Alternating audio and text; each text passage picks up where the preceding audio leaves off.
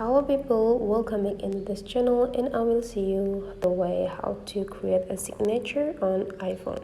So the first thing you have to do, make sure that you have this application on your iPhone, which is the Notes, and then you just need to click it to open it. And whenever you have it, now you just need to create the new one by click this part. And after that, you just need to take a look on this bottom features here, and you can see a pen symbols. You just need to go click it and go click this plus button to explore more features. And after that, it will be several options. There will be add text, add signature, and add shape. And now you just need to go click add signature, and you can just add or remove signature. Go click it. And now we can just go at this plus button and start to create the new signature.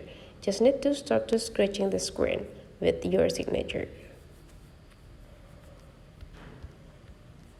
And after you done doing that, go click done. And now you already have the signature, and it will be saved into the iPhone memory. How to check it? You just need to visit the pen back, go click the plus button, go click add signature, and you see the signature is already saved into your notes.